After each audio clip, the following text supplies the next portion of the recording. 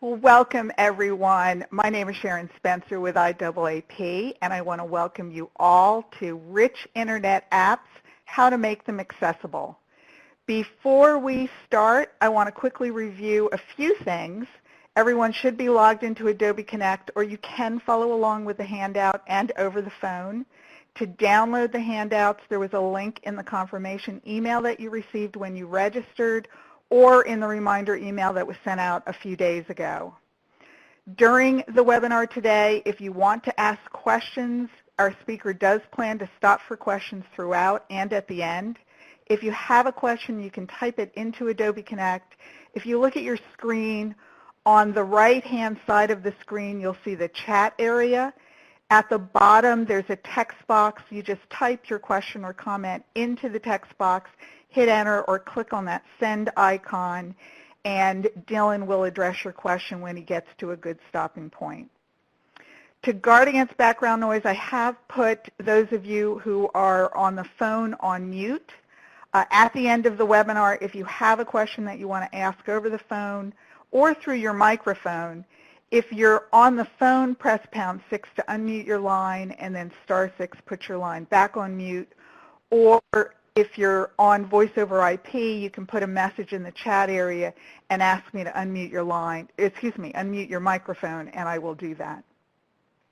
And if you are hearing the audio over both your computer speakers and the phone, you can hang up the phone and listen via computer only, or you can turn off your computer speakers and listen via phone only.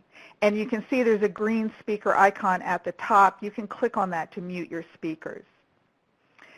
I also want to let you know that when Dylan shares his desktop or is in PowerPoint, there's some things that you can do to see that better. There is a full screen icon in the top right-hand side of the screen area. You can click on that, and that will enlarge the PowerPoint. You do need to click on the full screen icon again to get out of full screen mode in order to see the chat area. And then when Dylan is sharing his desktop, you can click on the zoom in button, and it'll show you a portion of the screen, and it'll follow his cursor. And if you don't see those buttons, there are 4 lines in the top right-hand corner of the slide area. Those are your options. Just click on that list, use the down arrow, click on that list, and you'll see full screen listed there. I also want to remind everybody that we will be recording this webinar. So again, thank you all for joining us today for Rich Internet Apps, How to Make Them Accessible. Our speaker is Dylan Barrell, Vice President of Product Development for DQ Systems. Dylan has more than 20 years of experience in the software industry as a developer, a development manager, and a product manager. He also invented several of the accessibility tools available from DQ today. So we are delighted to have Dylan with us as today's speaker.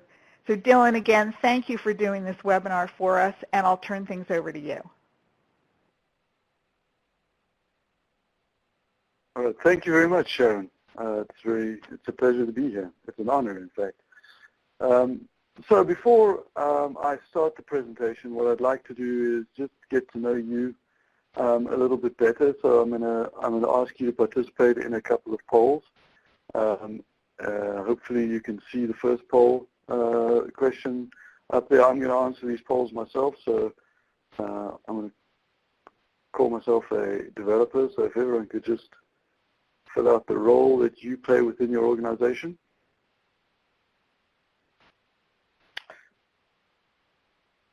So it looks like we have a majority of people that are in the development role, quite a few people in another role.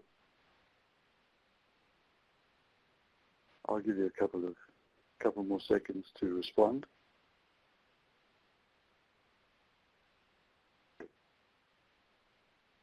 Excellent. So it looks like we have a large number of developers, some people in technical management, project management, QA engineers. I'm happy to see a lot of QA engineers here. That's great. And then a lot of people who put themselves in the other category.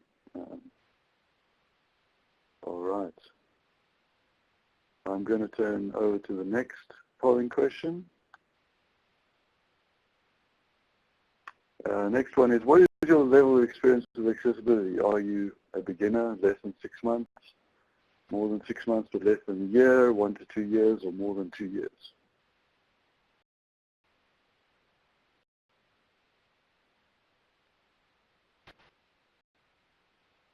It looks like we have a majority of people that are answering this that have been doing accessibility for a couple of years. That's very interesting. Obviously, if you've been doing accessibility for some time, then you'll know that ARIA is relatively new. And so I'm very excited to see that there's a bunch of people here who have quite a lot of experience. I'll give you another 10 seconds or so to answer that question.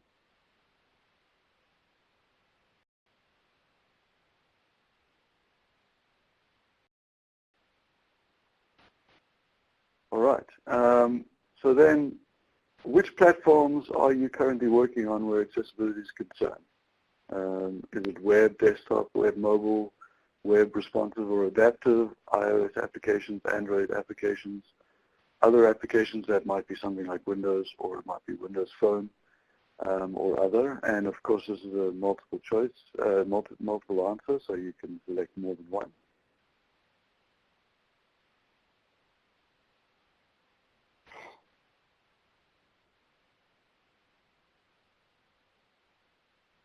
So it looks like the majority of people are doing here are interested in web accessibility. That makes a lot of sense, seeing as ARIA is, right now at least, mostly a web technology. But it's also interesting to see we have a decent number of people that are working on iOS and Android apps. Okay, I'll give you five more seconds to answer that. Let's see, we still have some questions coming in, some answers coming in. All right, so I'm going to switch over to the next one. What is your level of experience with WAI-ARIA? Do you have any experience at all or no experience at all?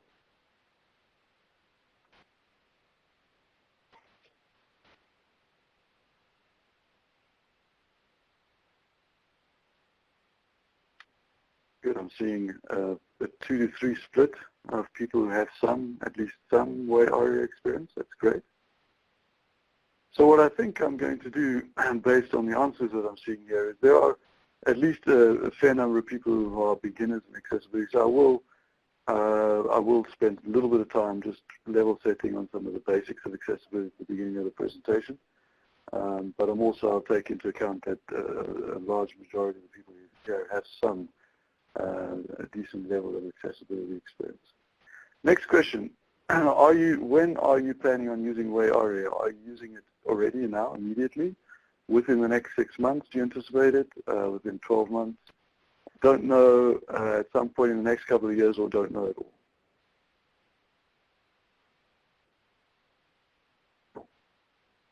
Wow, I see a vast majority of people are either planning to use it immediately or are already using it. That's 3/4. That's great.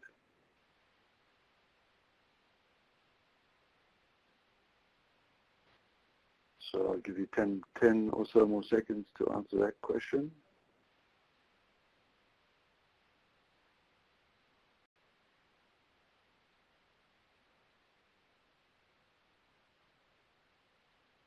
Yes, that's a good comment from Talia. I should have put in user experience in there. Definitely another role to have considered. Oh, sorry, that was the final poll question. All right, so what I'm going to do now is switch over to the PowerPoint presentation. And so, as Sharon pointed out, the slides themselves are downloadable. They're also on, if we have problems getting that, I did also upload them to SlideShare. You can search for me on SlideShare and download them from there. All of the material that I'm going to be going through, including the source code examples and the example accessible gesture widget at the end of the presentation, are accessible and can be found through my GitHub account. So my GitHub account is Dylan B. So in order to get to the running example of the gesture widget, you can go to dylanb.github.io.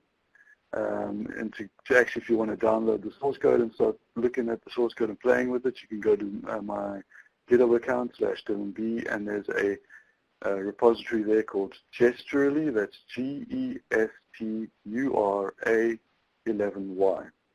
And that has the source code that I'm actually going to be going through in the example at the end of the presentation.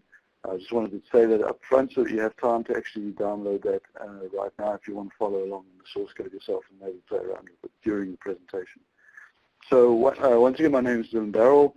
I work for DQ Systems. I've put up my other contact information if you're interested in either following me on Twitter or looking at the code that I like to share on GitHub, or if you're interested in some of the things that I write on my personal blog. I live in Michigan. I'm a very proud father of 2 sons, one of whom is going into sophomore year at University of Michigan. Go Blue! All right, a little bit about DQ. What you're seeing on the screen here is a word cloud of all the things that relate to DQ. Obviously, DQ is a company that focuses on accessibility. We like to consider ourselves a technology leveraged company, so that we create technology products that allow us in our services and our customers to become more efficient at being accessible. We have 2 basic types of product. One product which is called Workspace, which focuses on allowing organizations and developers, QA people, to find the things that are wrong with their applications. It works for both web-based applications as well as native apps like iOS. And then the second type of application we have is what we call the Amaze brand, and that is a brand of software technologies that makes it easier for you to fix your accessibility issues. So we have a set of libraries that you can use in your applications, all the way to a technology that allows you to fix web-based applications without touching the source code. So that's a little bit about us. We're based in Herndon. We have an office in Michigan, in Ann Arbor, where we do a lot of our development, and we're obviously available to help companies out. So let's just talk about the impact of accessibility. Anybody have any idea what the number 8 trillion has to do with accessibility? I'll give you a couple of seconds to answer for yourselves, but $8 trillion is the estimated spending power of people with accessibility, with people with disabilities and their family.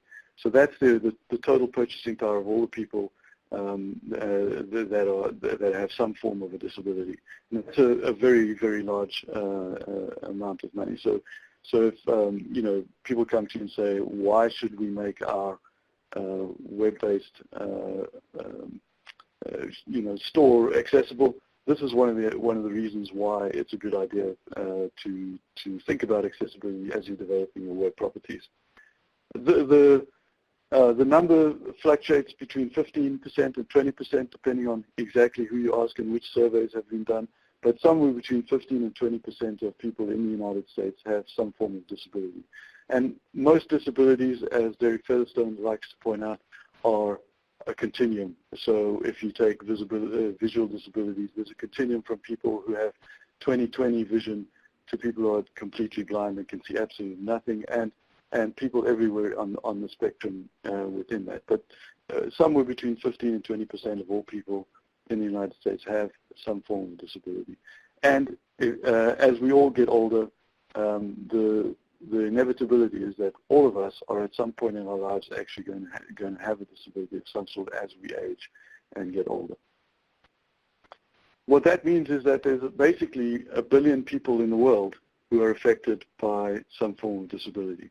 That's a very, very large number, and that's the opportunity that we have as software development professionals to impact the lives of the people that use online technologies. And this is really important because online technologies are getting more and more ubiquitous, whereas 5 to 10 years ago, it was possible to get by largely without having to resort to the internet today almost every aspect of our lives is going online in some form, either in mobile apps or in web-based applications, and so it's really important that we provide access to those very important services to all parts of the population. So first of all, can people recognize what this is? I'll give you a couple of seconds to see if you can figure it out. It's actually a Guinness glass with some Guinness in it. That's the Guinness Harp trademark symbol. And what does Guinness have to do with accessibility? Well, what Guinness has to do with accessibility really is what's called pour. And you know, if you're a drinker of Guinness, you'll know that there are courses that you have to take as a barman when you go to a bar that serves Guinness. And what they teach you is how to pour a Guinness. What is the correct way to pour a Guinness? Because the foam at the top of the Guinness is considered part of the drink. And there's a right way to pour a Guinness, and there's a wrong way to pour a Guinness, and it takes a particular amount of time. So Guinness is really all about the pour.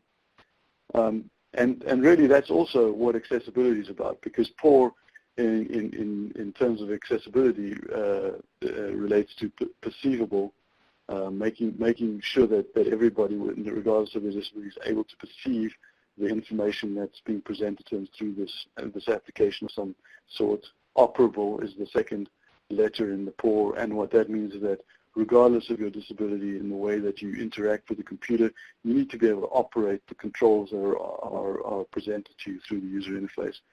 Understandable is the U in pour, and what that relates to is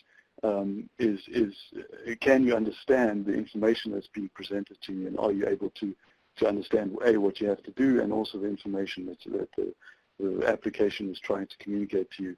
And then robust is the R in pour, and what that refers to is whether or not the application is going to work on all the various different types of browsers, devices, operating systems, and whether it is standards compliant and will actually also work in the future as those application environments continue to evolve.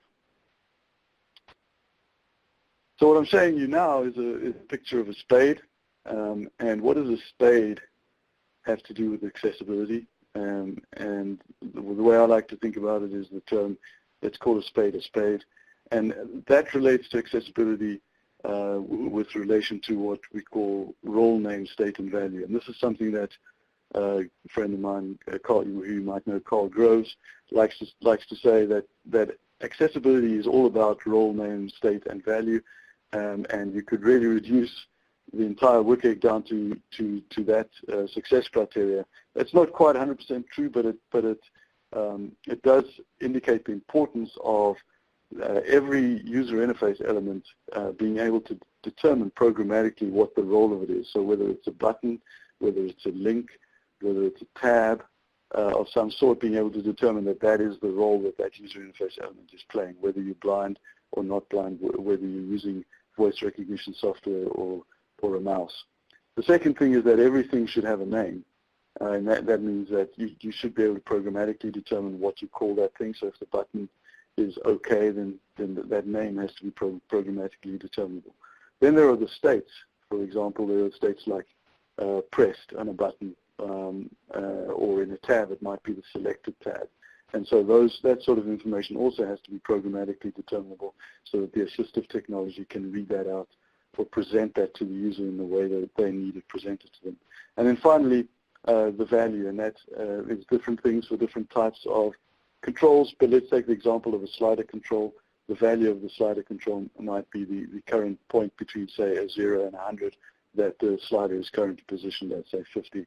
And different controls will have different values that they can have. And so role name, state, and value are very important from an accessibility perspective.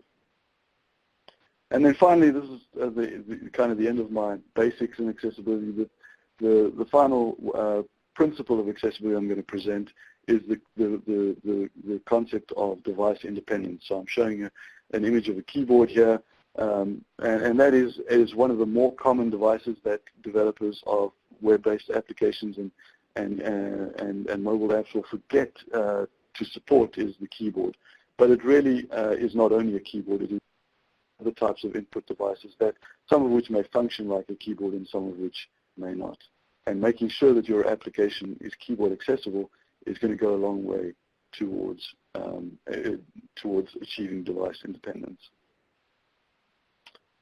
Okay, so let's talk a little bit, before we start going into ARIA, let's talk a little bit about the basis of ARIA. And as I said earlier on, ARIA is really, at this point in time, an HTML-based technology. Even though from the principles it has been designed as a technology that can be used on multiple platforms, really the only implementation that we have of ARIA today is in HTML. So what I'm showing here is Josh Duck's periodic table of elements, and it's not the elements that you normally think of, a periodic table. This is actually the HTML elements. So this periodic table is broken down into the way that these elements are used, or the role, if you will, of these elements within HTML pages. And so you'll notice that there's a category of elements that are used for metadata and scripting. And so you have, for example, the head element, the meta element, the style, and the script elements. There's a category of elements that are used for embedding content. So you will have things like the image element, the map element, the embed, the object element. Then there are elements that relate to text level semantics. So in that grouping, you have things like the quote element, Q, or the bold, the B, or the strong, or the insert element, or the M for emphasis. Then there are elements that relate to grouping content together. So examples of that are the unordered list and the ordered list, the list item itself, the definition list, the block quote, and that sort of thing. Then there is a group of elements related to forms, so things like the field set, the form element itself, the input element, text area, button, are things that you can use to create forms. Then there's a document section for document structure, things like the H1 through H6 tags, the section tag, the header tag, etc. This is obviously the HTML5 list, so it has the HTML5 things on it. Then there's the tabular data grouping, things that you use to create data tables, the table element, col group, the TH, the TDs, and the TR elements all fit into that. And then finally is the interactive elements group. And this has, you'll notice, 4 elements in it. It has a menu, a command, a summary, and a details element. And the thing which strikes me about this, and the reason I'm actually showing you this, is that if there were only 4 elements on the web that you could use to create interactivity with the page, we wouldn't be able to have the rich applications that we actually use today.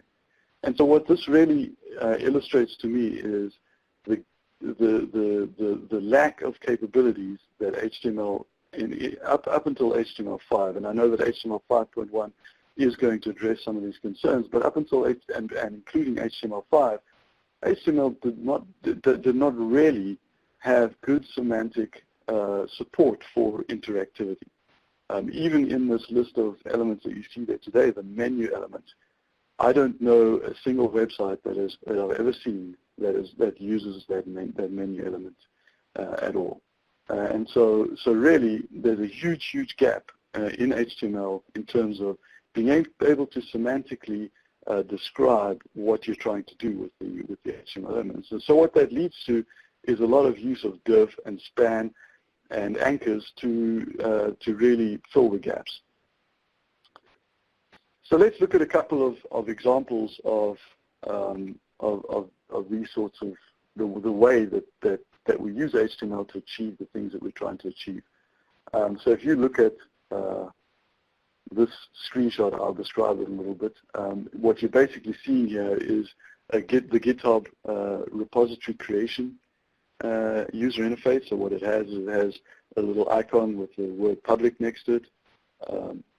Then it has my name, Dylan B, in a drop-down. And obviously, if you belong to different organizations, you can create repositories with different owners.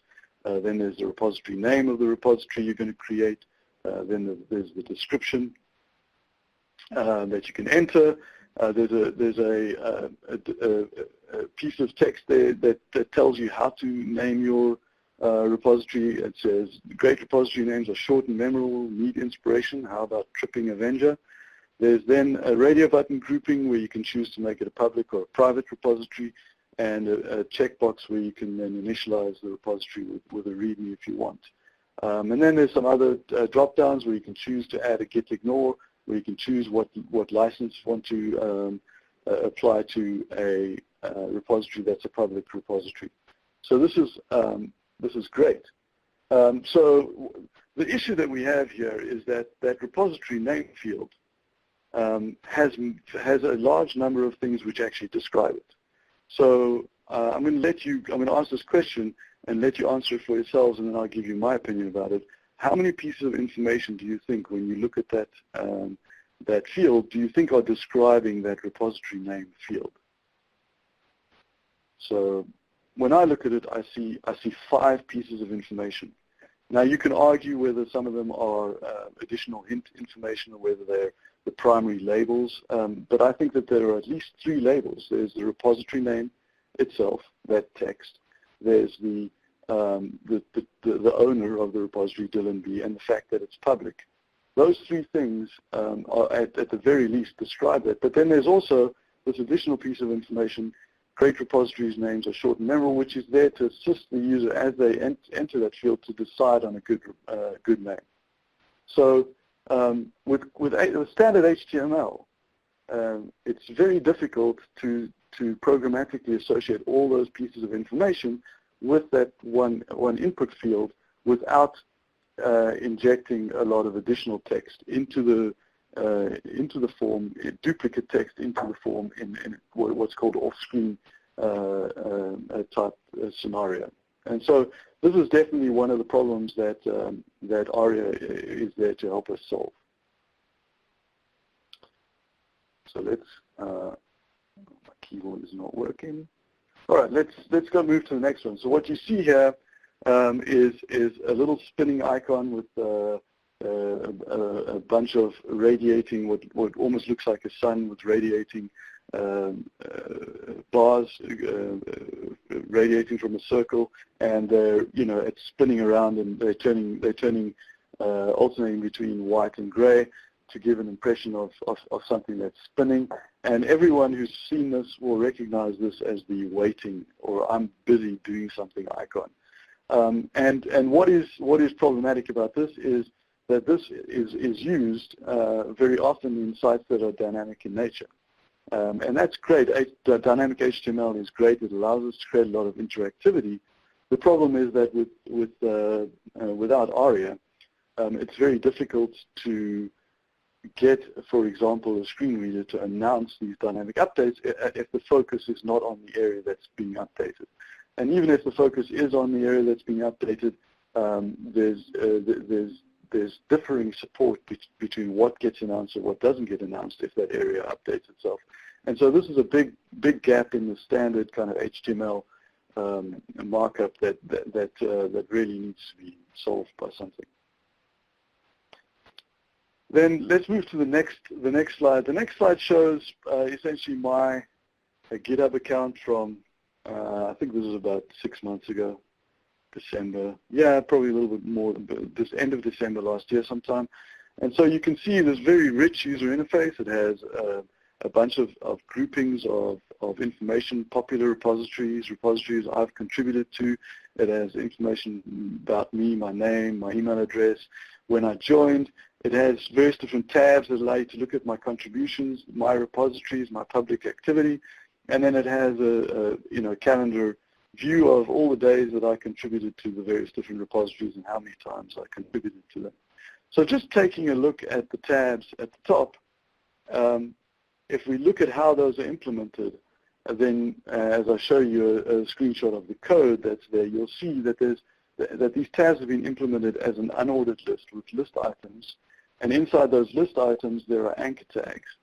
And that's essentially what the markup is that's implementing those tabs. And then the developers have used a bunch of different classes to apply styling to that. This is very common. Most of you will probably know all about this because you do it every day. And you'll notice that the tab that is currently selected, the contributions tab, has a class of selected applied to it.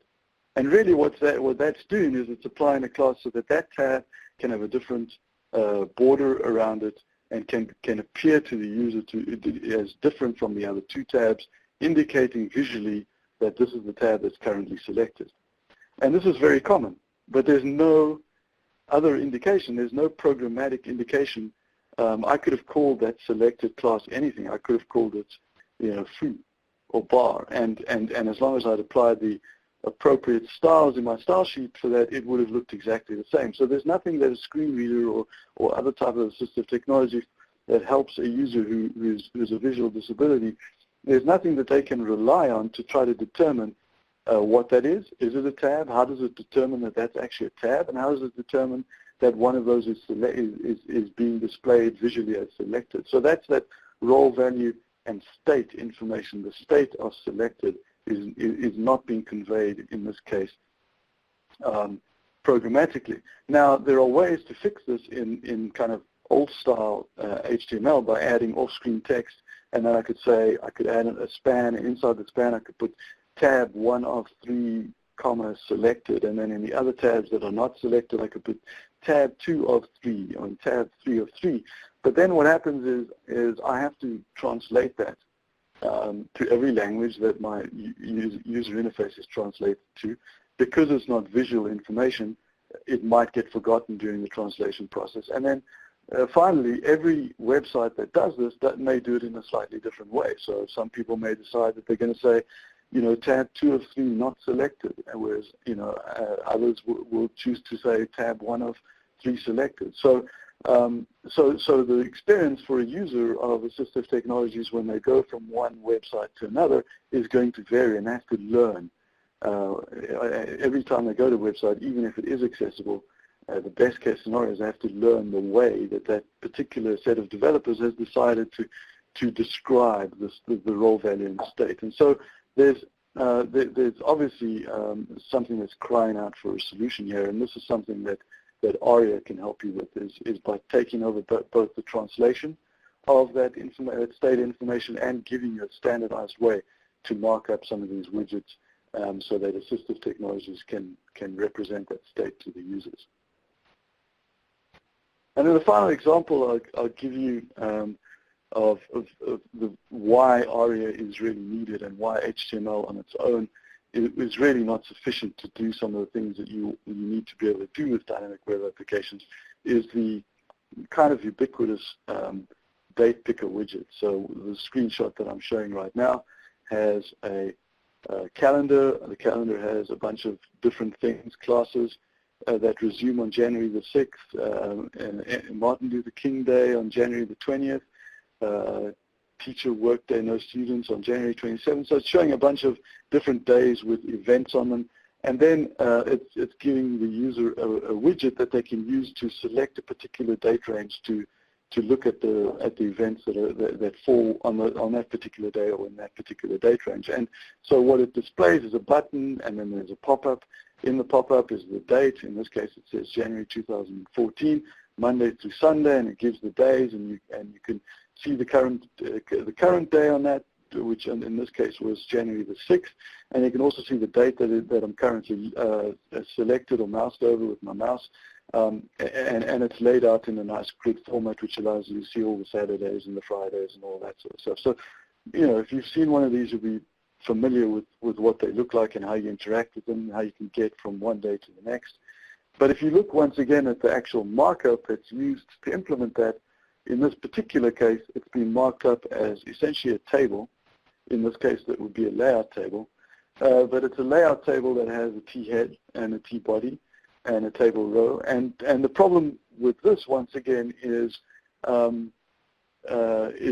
a lot of complexities with layout tables and how they interact on different platforms. So some platforms, data tables, some platforms won't allow you to mark up complex data tables like iOS. Some of them will. And so there's a lot of varied support for tables across the different platforms.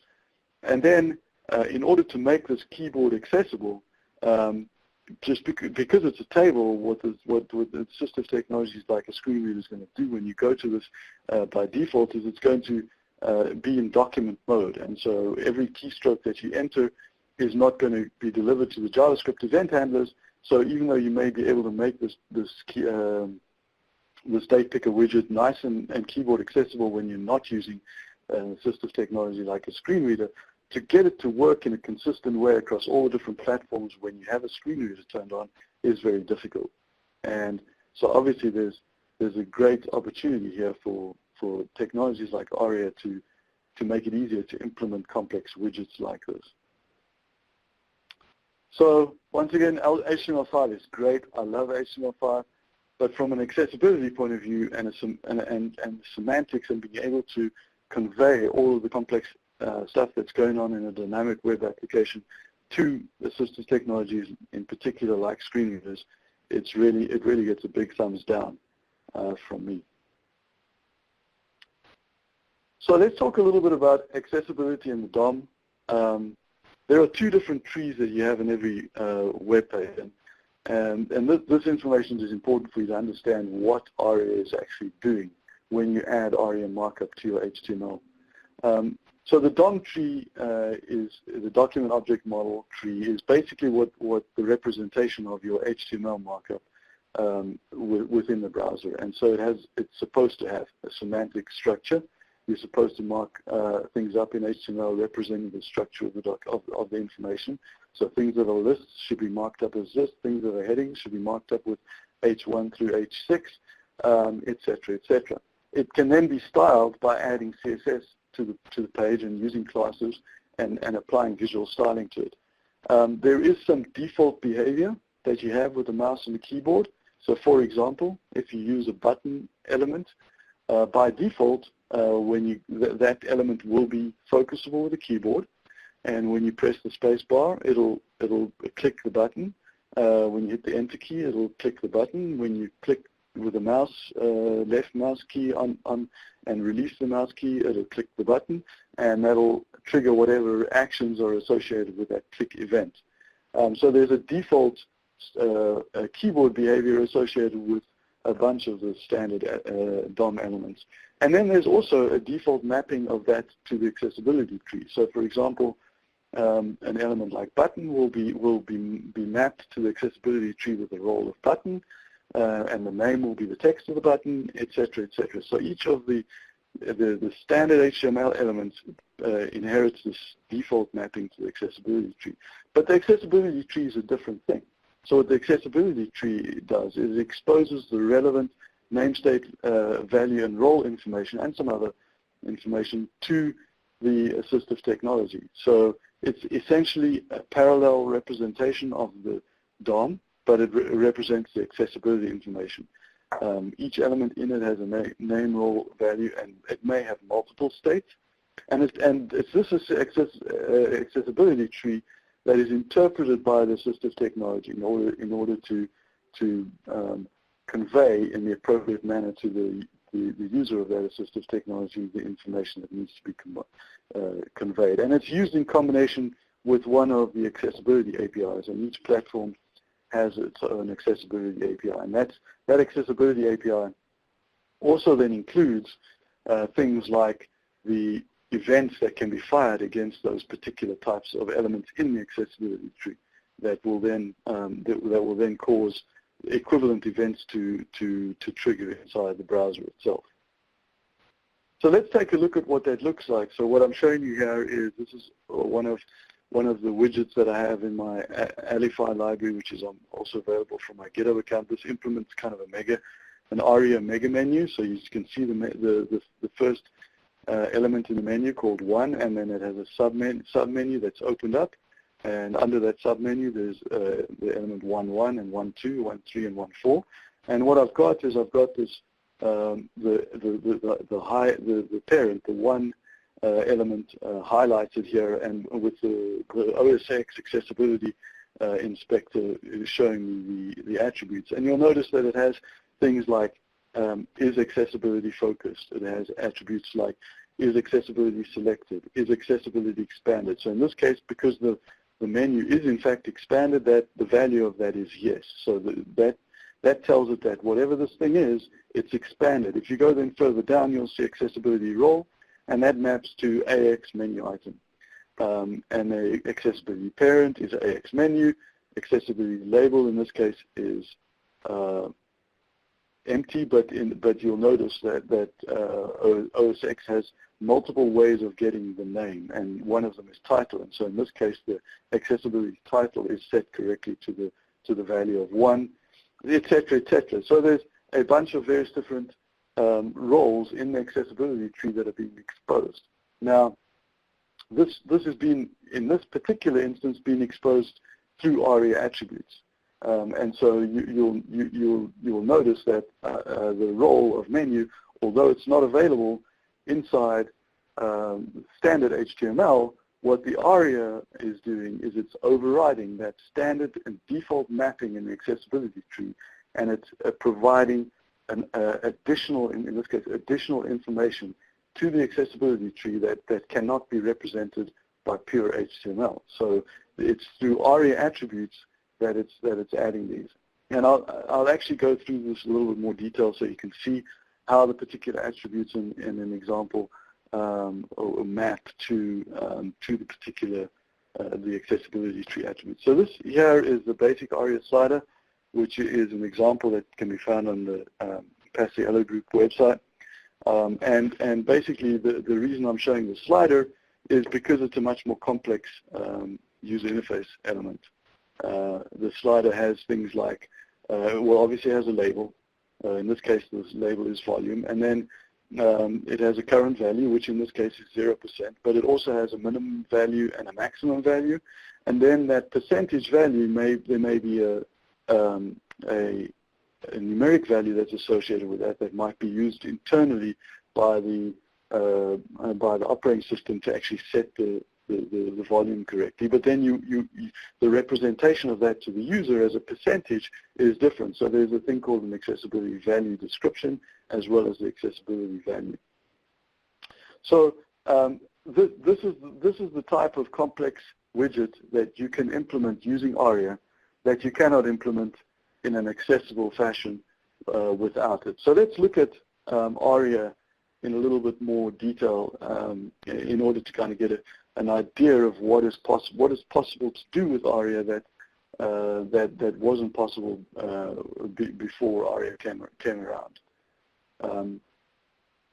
So what I've done here is I took Josh's lead, and I decided to create a periodic table of ARIA roles. And for those of you who cannot see this, there is an accessible version of this on my github.io. So that's dylanb.github.io. And on that page, there are 2 links, one of which leads to the periodic table of ARIA roles, and one of which leads to the next one I'm going to show you, which is the periodic table of ARIA attributes. And it's an accessible version of this. So if you're interested in the details, because I'm not going to talk through all the details, but if you're interested in that, you can find it there and you can interact with it there on that website.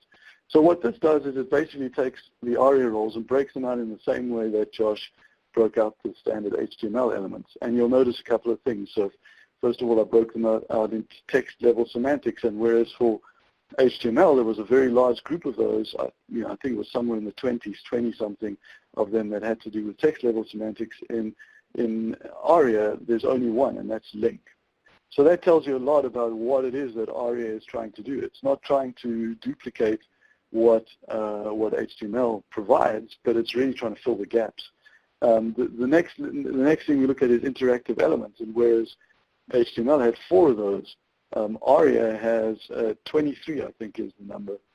Things like alert dialog, menu item radio, progress bar, tab, tree item, menu, tab panel, timer, tooltip. So a lot of things that you see that are widgets that you see in complex web applications are implemented or can be implemented with these standard ARIA roles. So it's filling a very big gap in terms of interactive elements and the semantics around those interactive elements.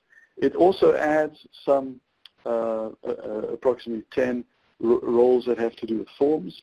Some of these are actually redundant with HTML, and most of the time I wouldn't recommend implementing using the ARIA role in place of the standard HTML element. In fact, when we get to kind of some of the ARIA rules, you'll see that we recommend doing the exact opposite of that.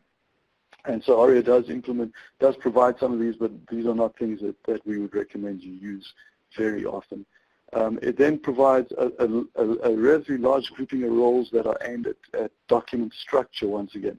So even though HTML provides a relatively large number of elements that are aimed at document structure, there still were a lot of gaps in that. Some of them are being filled by HTML5, and even some more of those will be filled by HTML 5.1.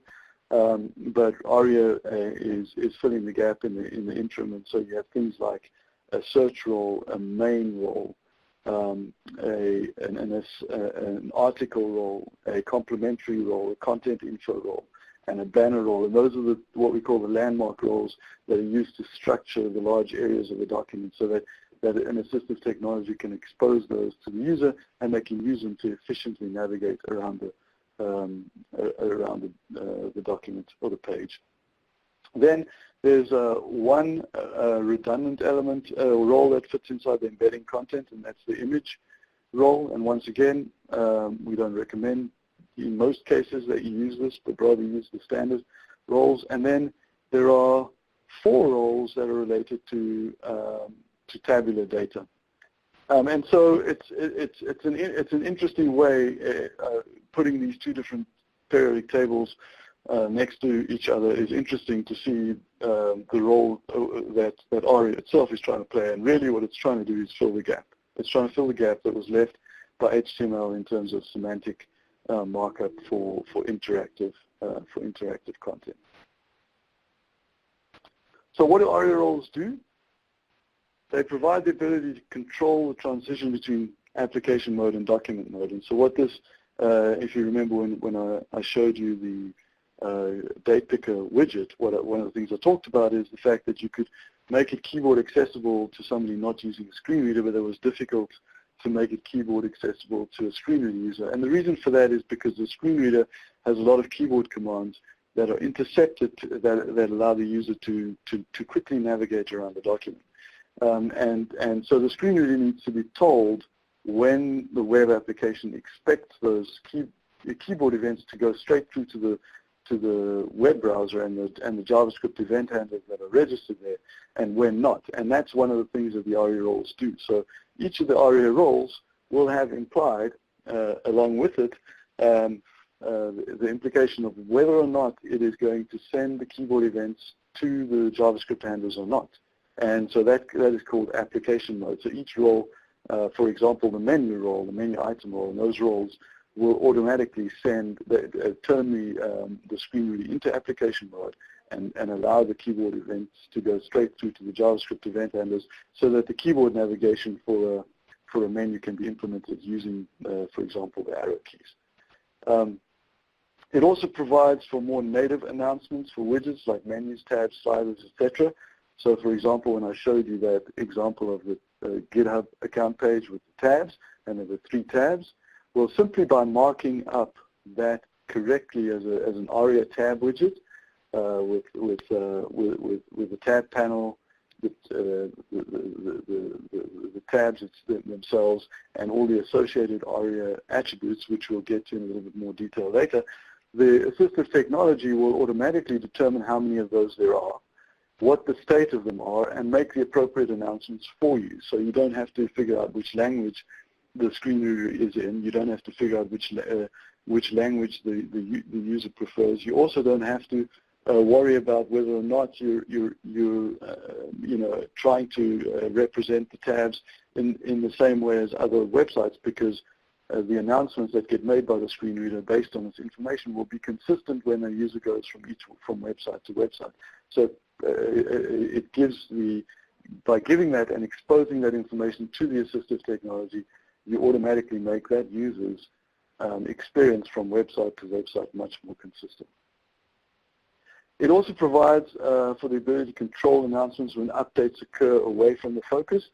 So if you remember back to my little spinning update widget graphic, when that is happening, you can use things like the ARIA live regions and the roles and the attributes associated with those to announce the fact that something is happening. I'm busy, wait, please wait.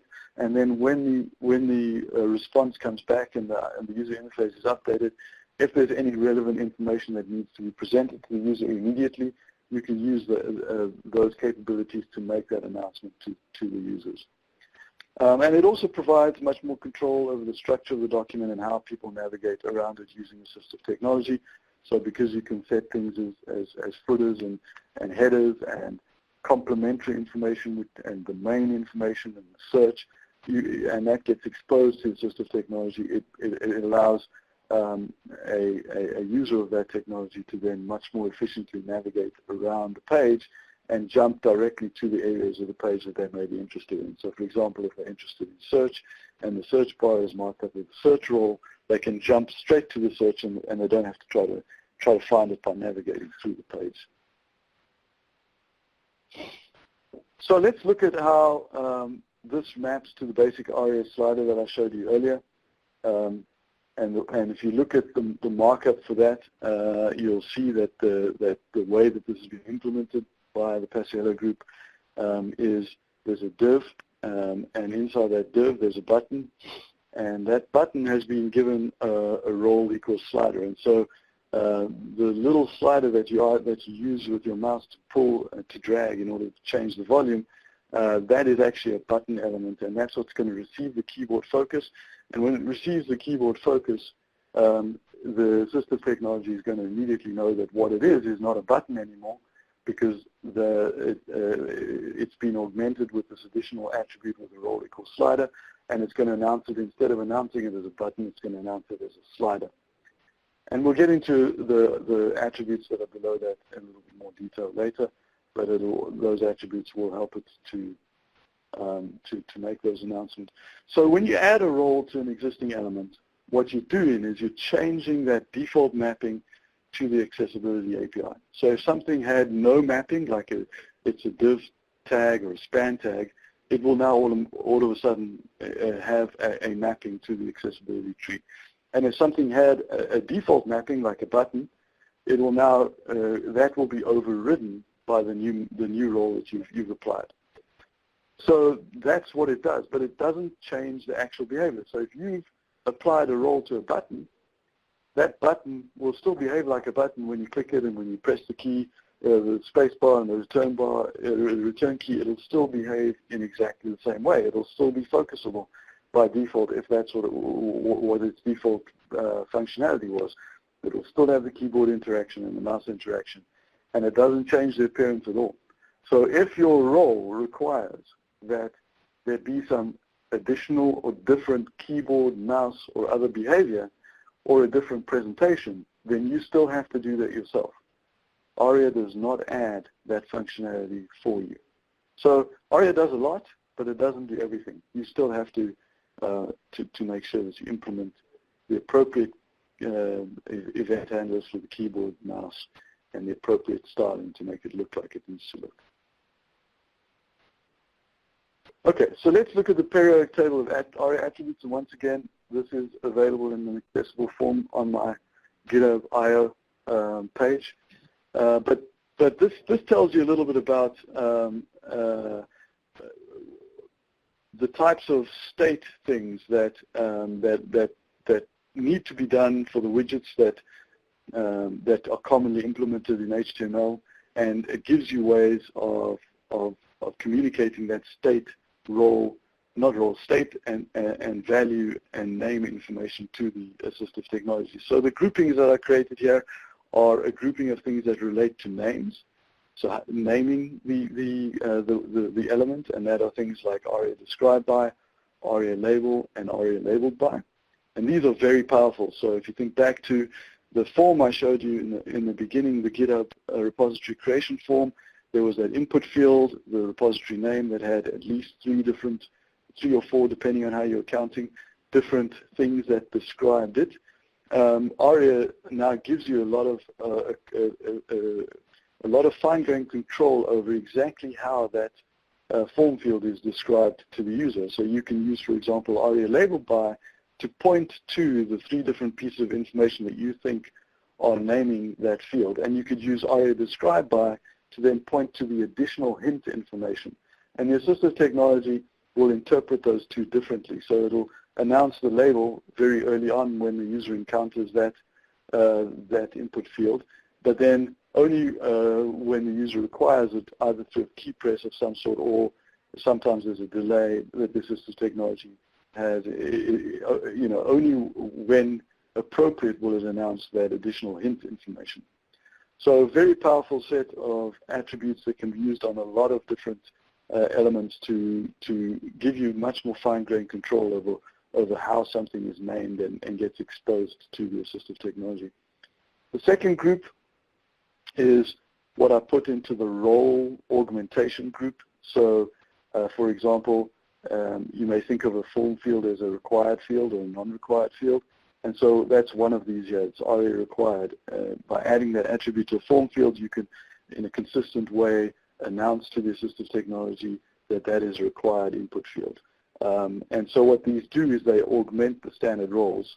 There's the role of input, but then by adding aria required, you've turned it into a role of a required input field.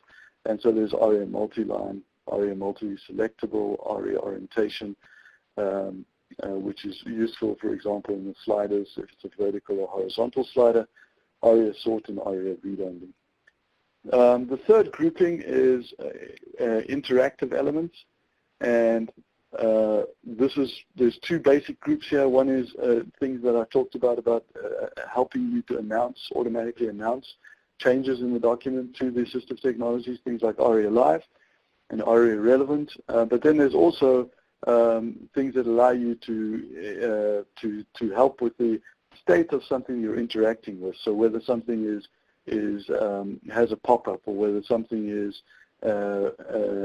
controls some other part of the user interface, or whether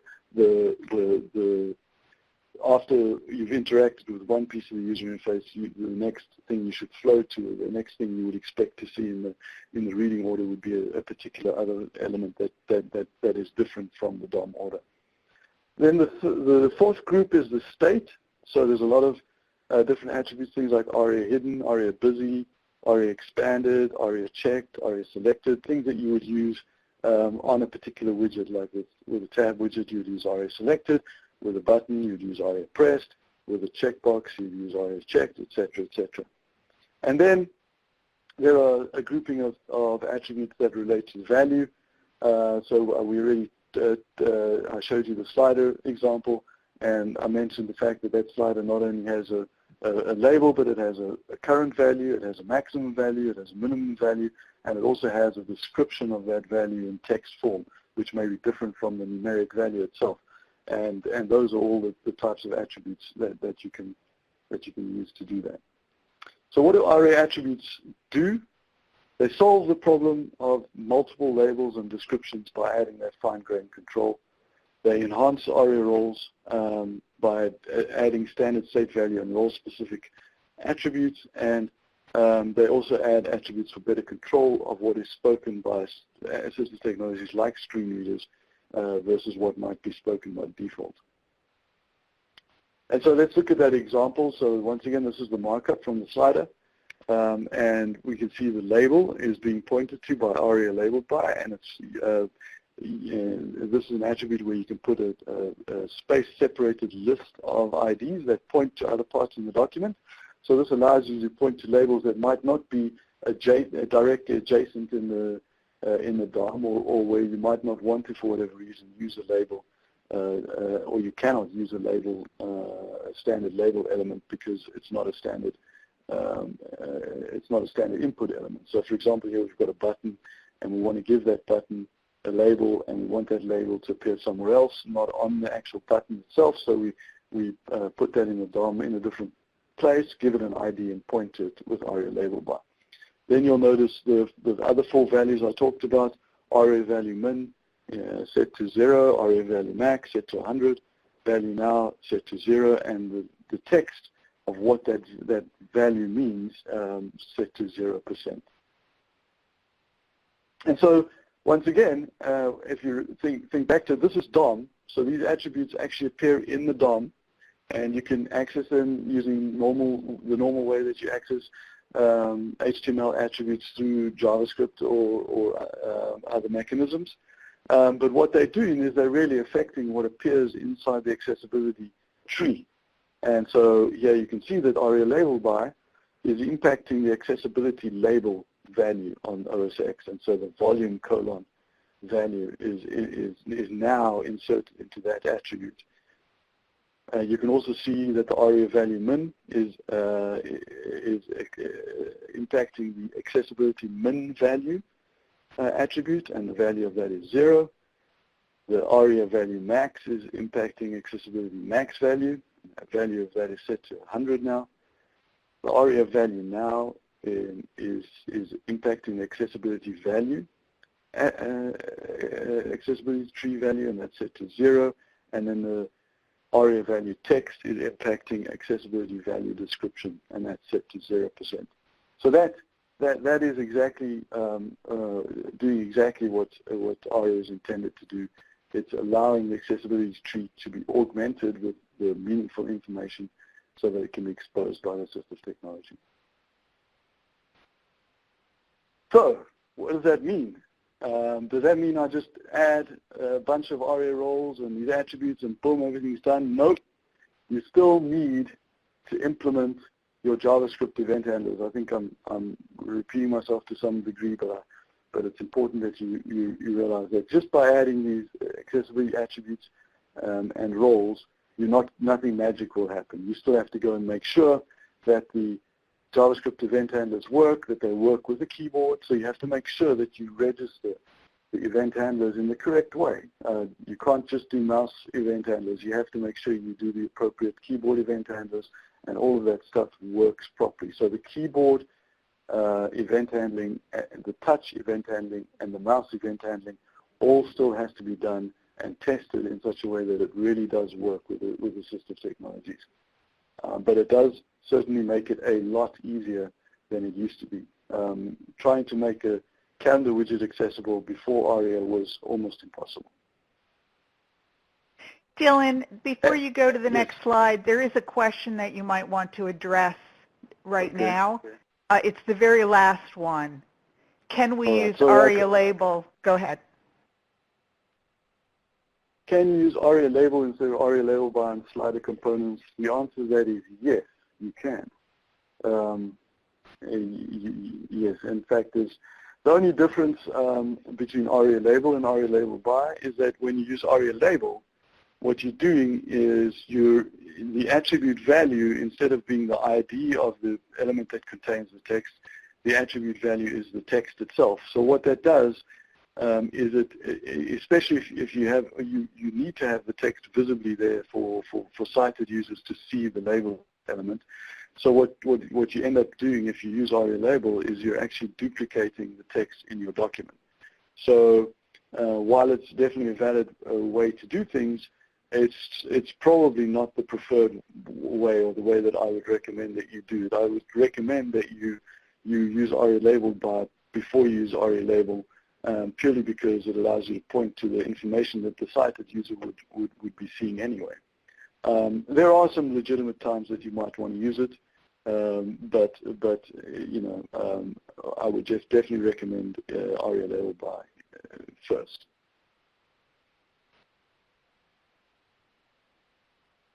How are we doing on time? All right, we still have. We have 25 minutes till the end of the webinar. Okay, almost done. So then, what does the keyboard handler look like? So this slide and the next slide are there just to show you how much JavaScript you really do need to implement in order to implement, in this case, the menu keyboard interaction that complies with the ARIA authoring guidelines. So there are some authoring guidelines out there that describe and try to standardize the type of keyboard events that should be reacted to, that allow, for example, when somebody visits a particular one website and another website, that the keyboard for a menu or for a tab is exactly the same. And this just gives you an idea of how much code you do have to implement. So it is still quite a lot of code that you have to implement to make sure your ARIA widgets work correctly. This one, I'm not, the code is just here to press upon you that it's not trivial. This one is part of my Alify library. You can download it and look at it in more detail if you want. So I'm showing you a picture of a Ferrari now, a nice yellow Ferrari. Definitely my idea of perfection. Is ARIA perfect, is the question. And my answer is no. ARIA is not a Ferrari. ARIA is more like a Dodge minivan. In other words, it's not perfect, it's far from perfect, but it's very practical. And what I mean by that is that ARIA support right now is still, even though it's a proposed standard, which means that there are 2 implementations of every feature that have been documented somewhere. There is no single combination of assistive technology and browser that implements every single one of them. And more than that, there are a large number of ARIA roles and the associated attributes that don't work reliably on most of the assistive technologies. So when it comes down to it, what you have to do today is you have to take the pieces of ARIA that work reliably in a cross-browser, cross-assistive technology way and use those, and keep monitoring the improvements, because it is improving and it is changing from day to day, and then update and augment the set that you use as the support for this technology becomes broader. But it is very useful. So some of the things that are very useful today are the ARIA Live functionality. You can use it to do notifications of automatic updates and dynamic updates in such a way that the usability of websites like that for people with disabilities, in particular blind users, is hugely improved. Also things like menus, things like dialogues, things like tabs, sliders are widely supported across a large number of assistive technologies and browsers, and really are practical tools that you can use every day right now to make the experience a lot better. So let's talk about some of the rules or best practices, because when I first created this presentation, there weren't any ARIA rules, and then Steve Faulkner and them started creating some ARIA rules, so I decided to rename mine to what I consider best practices. So first ARIA best practice, which also happens to be one of the ARIA rules that Steve Faulkner and co have come up with, is if there's a native HTML element that does the job that you need to do, just use that. Examples of this are button, input, form, all those sorts of things. There's absolutely no reason, and I say this in all honesty, I have very, very seldom ever encountered a reason why you would ever legitimately want to use the ARIA role instead of the actual element itself. The only exception to that is if you're remediating an old application where you don't have access to the source code anymore, and all you can do is add some JavaScript to your page which adds roles. That's the only legitimate reason you might want to do something like this. If you're developing something from scratch, just use the HTML element. So what are some of the compelling roles? So I've told you which roles you shouldn't use, right? You shouldn't use roles that are redundant with existing HTML elements. So which roles not only augment HTML, but also work in a consistent way across all the different browsers. These are the ones that I call compelling. And compelling is that you can use them today, and the level of support is pretty widespread. The landmark roles, very important for structuring documents. So the role equals main, search, navigation, content info, complementary, and banner. Those can be used very widely, and the region role can be used as well in combination with ARIA label. If you have a region that you need to delineate, but it doesn't fall into one of the standard roles, those are very useful for marking up the document structure. The live region roles, such as log, status, and alert, and the associated ARIA attributes with those are very useful. Once again, this is for the dynamic updates and announcing those to assistive technologies. Some of the widget roles work, and once again, this is changing all the time. So we'll get to this rule a little bit later. Test the stuff that you're using on the browsers and assistive technologies you need to support. But the ones that I've found that work pretty well are the tab panel and tab roles, the slider role, the menu and menu associated roles and attributes, and the dialogue role, although there are a couple of tricks that you should look for in how to make that work. Some of the stuff that Dennis Lembry published around using the dialogue role in combination with document roles and things like that. And then the tree and tree item, although that is a little bit tricky to get to work reliably today, and so probably isn't the first one you want to start with. Then some of the form roles, you can use things like button, text box, checkbox, radio, and radio group in scenarios, in particular with a thing like a radio button where you need to style it nicely. You have the option of doing what jQuery does, which is having, off-screen hidden radio button elements, and then other elements that are used for the interaction with the user. And rather than doing that, you might want to try to use some of these ARIA roles to do that. And then the presentation role, which can be used to hide the structure, the normal structure from the assistive technology. So not that I would recommend that you do this, but this is something you could do if you have a layout table and you want to make sure that that layout table doesn't get interpreted as a data table and therefore cause a lot of unnecessary announcements to the users. You could put role equals presentation on that layout table, and the semantics will disappear, and the screen reader user will no longer see that as a table, even if the algorithm to identify that would otherwise identify it as a data table. And the reverse of that is also true. You can also use the grid role on tables to force the assistive technology to recognize a table as a data table when it might otherwise not recognize it as a data table. So second ARIA best practice, and I think you've heard me allude to this a little bit during the presentation, is test it on all your platforms with the assistive technology you need to support. And I say this, like, in particular, if you have an internal application you're working on where you can control precisely which assistive technology your employees are using, that gives you a lot more flexibility than if you have to support, for example, a public website where a user could be coming with any assistive technology. I would definitely recommend being much more conservative in the latter case than if you have control over the set of assistive technology.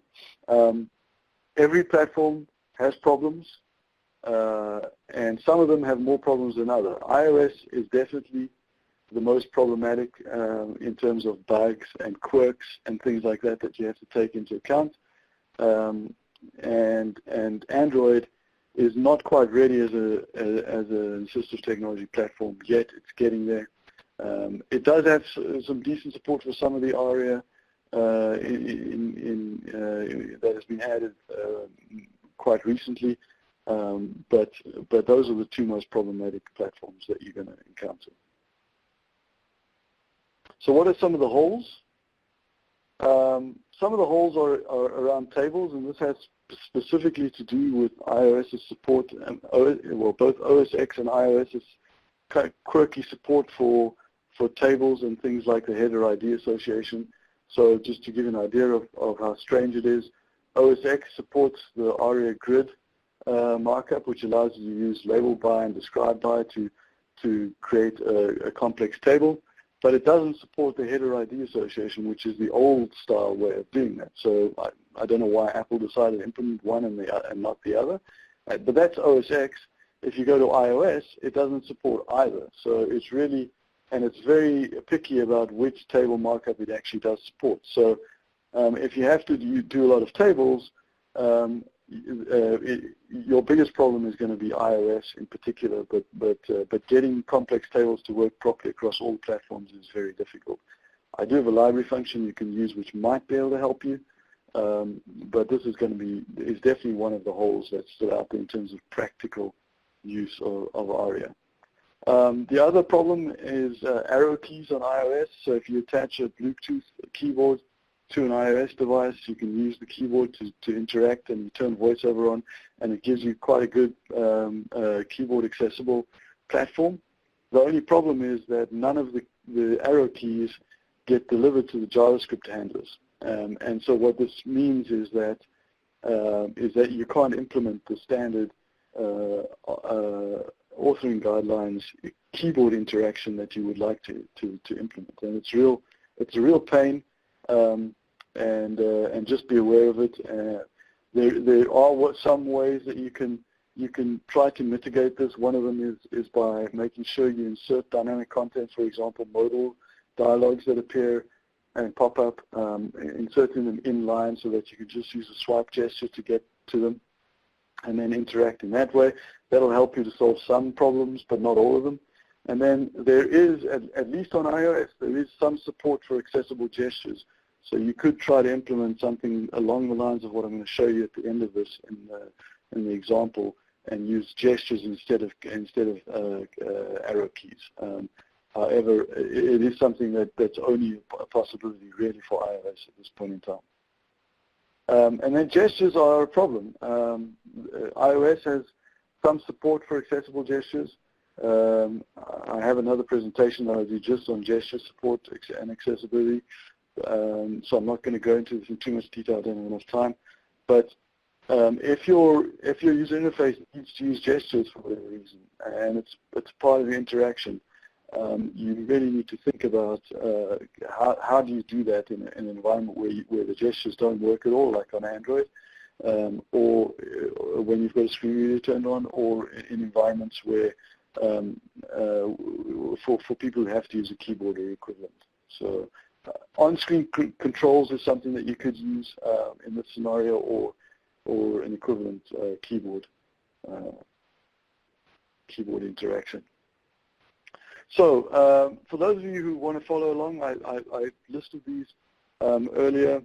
You can go to github.com, Dylan B. gesturally to fetch the code.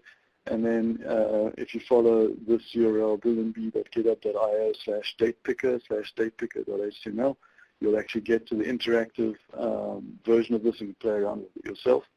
But what this example shows is it shows how to use a tab index to control focus. And so one of the things you need to do when you add keyboard interaction is to sometimes turn things that are not naturally keyboard focusable into keyboard focusable elements, and you do that by adding tab index equals 0. And then sometimes you may want to make something that's naturally focusable temporarily not keyboard focusable. So for example, if you're hiding a button, if there's some kind of interaction that hides a button and you want to make it not keyboard focusable by default, you can set tab index equals -1. So this shows how to do that. It also shows use of role equals application. And role equals application is powerful and therefore also dangerous, and should really be used in scenarios very sparingly. And the scenario that we recommend using role equals application is when your entire page is basically an application. In other words, there's custom keyboard interaction and mouse interaction for the entire page. And so something like an editor might be a good place to do this, because almost the entire user interface is going to be custom controls. But if really your page is mostly information and has a couple of other widgets, then we recommend trying not to use the role equals application. The reason I had to use it in this example is because that's the only way to get the gestures to be passed through on iOS when VoiceOver is turned on. So that is the other scenario. If you are implementing accessible gestures for iOS, then you will have to use role equals application. It's not documented, but that is in fact, well, I couldn't find any documentation on it, but that is in fact what you have to do. It also shows the use of ARIA live regions to announce the current date as the user moves around. So what you'll see is as I'm using the keyboard, or if you play with this yourself, I'm not actually going to do a live demo, but if you play with this yourself, you'll notice that as you use the keyboard and you've got a screen reader turned on, it'll be announcing the date that gets highlighted, but you'll notice the focus is not moving. The focus stays on the widget as a whole. And so the way that it does that is it uses ARIA Live to do that. It also shows how to use ARIA Hidden to hide presentation markup from the screen reader. And where that's useful is, in this particular case, I decided to use a table to mark up the calendar widget, but I don't want that table to even appear, other than as the screen reader comes to the calendar widget itself, it should see the entire widget as one thing. It's a thing that you interact with to pick a date. And the rest of the structure and all the other information, we don't want that exposed to the user. We don't want them to see anything else. So the way I did that is I use ARIA Hidden to hide that information from the user. It shows an example of a keyboard handler and how you map that to gestures. And it shows one of the quirks with gestures is that as you zoom, with your zoom level, there's a couple of things you have to be aware of, that even though your finger may move the same distance and the same speed across the glass of the mobile device, depending on your zoom level that you have, that will generate a smaller or a larger number, or in other words, an inconsistent number of distance that the JavaScript event handler sees. And so I have some code in there that allows that to be scaled, that takes into account the zoom level, to make sure that a user who's maybe not even aware that the zoom has occurred because they may be blind, that they are able to have a consistent interaction with the gestures. So this is what it looks like. It looks, basically like a date picker that we saw earlier, with a button at the top to go to the previous month, a button at the bottom to go to the following month, and then a current date that's highlighted. As you use the arrow keys, it'll move around. If you use the mouse and you click on a particular date, it'll move around. And if you use the gesture pass-through mode on iOS, if you go to this page, you'll see there's instructions there on how to do that. If you use the gesture pass-through mode on iOS, you'll actually be able to move around here on iOS using the gestures. And so that's really what this example is implementing. So how does it do it? First of all, we implement the actual ARIA Live announcements by putting an off-screen div into the document, and every time we want to announce something to the user, we add another piece of information. I chose to use a paragraph tag. It didn't have to be a paragraph tag, but inside that paragraph tag, I read out the date that is the currently active date. And there's some tricks that I've used here to make sure this works across all the different platforms. I'm using roll equals log, I'm using ARIA Live equals assertive, and I'm using ARIA relevant equals additions. And then what I'm also doing is every time a new announcement's made, I'm waiting a period of time and then display nunning that. And then what that does is it gets around one of the quirks in VoiceOver, where VoiceOver will sometimes just start to announce the entire live region over again. I don't know why it decides to do that, but this gets around some of those quirks as well. Then the actual calendar itself is implemented as a table, layout table, bad me. And you'll notice that layout table has been made tab focusable by adding the tab index equals 0 attribute to it. So then as the user is tabbing around the page with the keyboard, it'll receive focus naturally. It also has the role equals application, and it has the rest of the table elements inside that. And that role equals application, once again, is one of the roles that will automatically switch the screen reader or the assistive technology into application mode. Then if you dig into the code, you'll notice that there's a line of code in there which goes zoom level equals essentially the window dot inner width divided by the document element itself, the client width, and then that value is used to scale the swipe velocity that is picked up by the JavaScript event handlers. And I didn't want to get into this in too much depth. I just wanted to make you aware of the fact that I'm using hammer.js for the gestures, but I modified it in order to fix the problem with zooming that I talked about earlier. And you can look for that and try to find that code if you're interested. And then this just shows where I'm adding the event handlers. So you can see I'm adding a drag event handler. I'm adding a click event handler to handle the mouse interaction, and I'm adding a key down event handler to handle the keyboard events. I'm not showing you all of the code here. I'm just showing you the basic code. If you want to go and look at the details, the code is all there for you to go and explore yourself.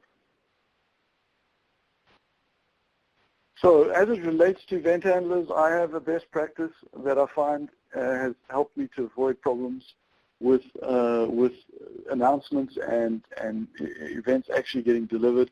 And so what I recommend is that you always attach your event handlers to the same element that has the role and the focus. So keep those three things in sync, and you'll never run into problems. You can do it without that, but there are scenarios where you might run into problems where the role might not get picked up and events might not get delivered. So if you stick to this, it'll definitely happen. I know this isn't necessarily best practice in terms of event delegation and all the rest of it, but it's definitely, if you're starting out and you're having trouble, go try this out just to see whether it's a problem with the code or a problem with some of these things not aligned properly, and it'll help you find a solution and figure out how to make it work the way you need to make it work. So it's a good best practice. Certainly, if you're running into trouble and things aren't working properly, is to align those three things. My fourth ARIA best practice, and this is something that's not pointed out as strongly as it should be in the spec, is role equals presentation is very useful not only for hiding the structure of stuff in random parts of your document that you don't want to be exposed, but if you have interim structures in hierarchical ARIA widgets, like for example the menus. So say you've got two or three level menus, and you're using maybe list items and anchor tags, and maybe you've got some other structures in there like divs. For whatever reason you decided to do that. If you have some interim hierarchies in there that don't have a particular role associated to them, then you'll get some funny things happening. And you'll notice this because maybe, for example, the count of the number of items will not get read out correctly. And that's because those interim structures are messing with the way that the assistive technology is doing its logic to figure out how to make those announcements. So the best practice to avoid that is wherever you've got a widget, a complex widget, which has a bunch of roles inside it, hierarchical roles, every single level of that hierarchy which doesn't have a role attached should put the presentation or role equals presentation on that structure, and that'll avoid a lot of problems. And then the fifth ARIA best practice is if you have a complex widget where you're managing focus, there's two different ways to manage focus. I'm not going to talk about the second one, but the way I like to do it is to actually have the focus go to the elements themselves, in particular in things like menu items or menus. Then what you should do is make sure that all the other items that would naturally be tab focusable are made non-focusable through tab index equals -1. And this is because one of the things that you're supposed to do with the authoring best practices are you're supposed to allow for example, in a menu, you tab to get into the menu, then you use arrow keys to navigate through the menu, then you use tab to get out of the menu, and when you tab back, you should really go back to the highest part of the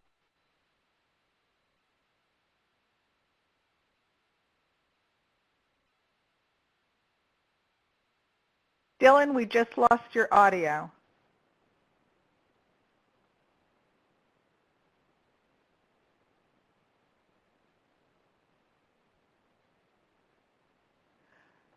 Okay, let me type in because it appears that we have lost Dylan's audio, so let me see if he can see that message.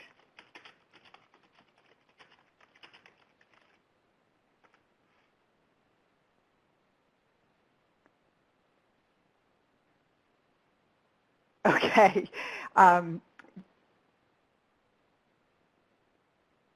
Dylan, apparently you're hearing us.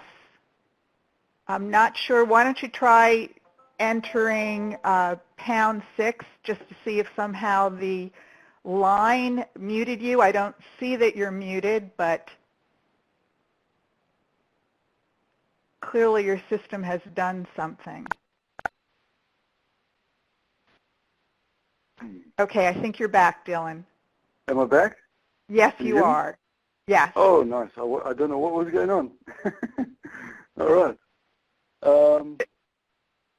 Just all a right, so, glitch yeah. in the system, but we do need to wrap up within the next 5 minutes.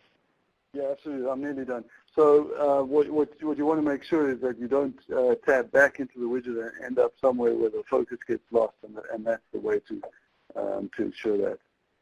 And that really is the end of my presentation. I have a bunch of links in the presentation that you can go to find the ARIA spec, the authoring practices draft, the ARIA and HTML draft, which is still which is informative, not normative, but is also still in draft form, and some of the other links that I think are useful for somebody trying to use ARIA. And that's the end of my formal presentation. Dylan, thank you. You've provided an amazing amount of information over this hour and a half. I think there's one question before we wrap things up. You spoke to platform support for ARIA, but there were 2 questions in here specifically asking if you could talk about browser and device support for ARIA. So I don't know if you have anything additional that you would want to add to that. Well, so, you know,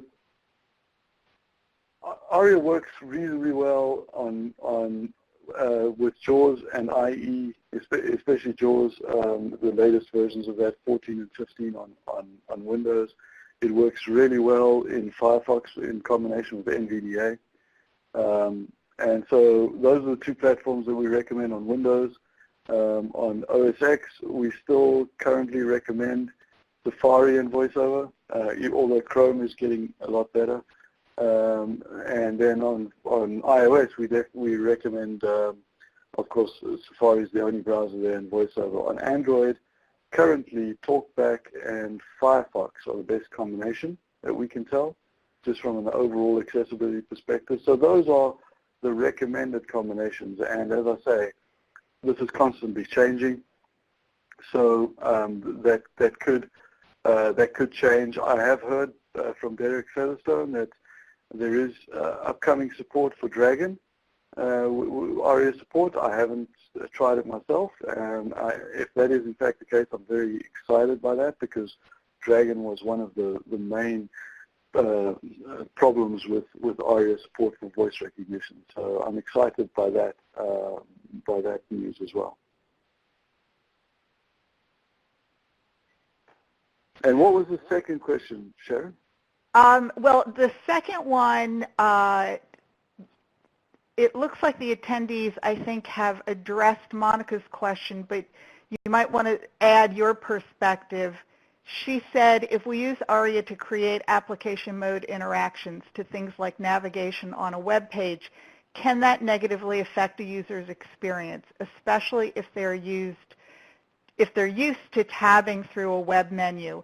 In essence, we are asking the user to adjust their mental model for how to interact with a web page via keyboard. Curious to hear different perspectives.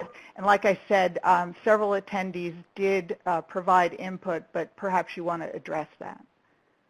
Yeah, it's one of the big problems with ARIA is it's trying to standardize the interactions in a world where the interactions are not standard at all. And so it's absolutely true that it does require a little bit of reorientation. Most of the screen readers will announce the way that they announce stuff. They will announce not only the fact that you're encountering, say, a menu, a widget, but also they will say use arrow keys to navigate this. So the assistive technologies are getting smarter in helping the users to figure out how to navigate these. And so it is kind of an interim period. If you're really worried about it, you could always add some additional instruction, off-screen instruction, or you could create a help page or do something like that to assist your users in this kind of interim period. But I do expect it to become more ubiquitous and more the expected way of interacting as it gets used more widely.